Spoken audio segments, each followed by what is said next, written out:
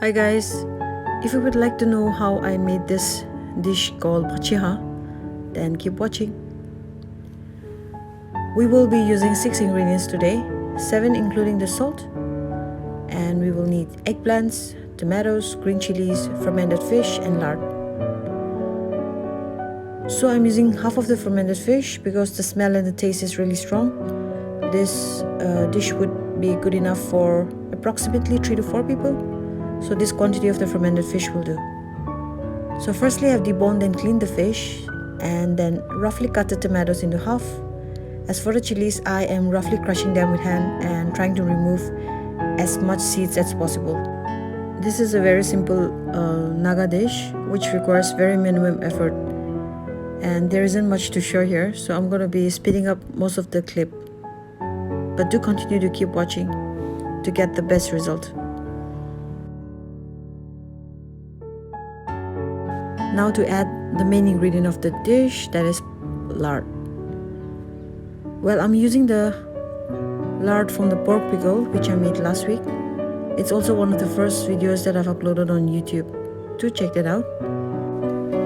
Now coming back to the dish, I have generously scooped out 2 spoons of lard and poured some water. And now I'll be setting that up on the stove on medium flame.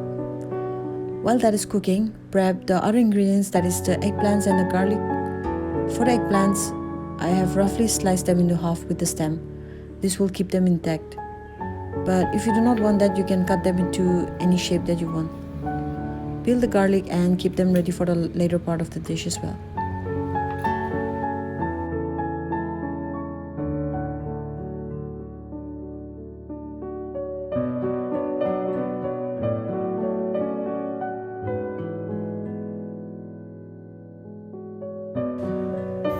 Now let's check the chilies and the tomatoes. Once it turns soft, you can roughly start crushing them and add it back in the dish along with the eggplants.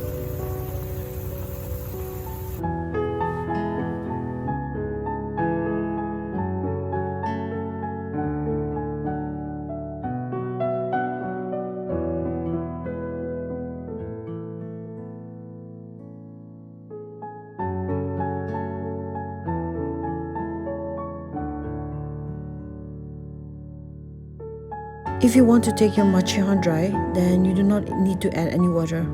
But if you do, then now would be the right time to add the water when you add in the eggplants.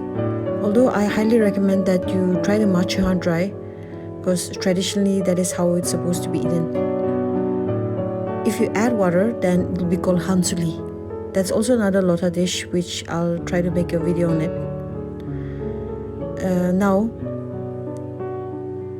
at the later part of the dish, I'm going to be garnishing it with garlic, and I'll cook it for another 2 minutes or so, and it'll be ready to eat.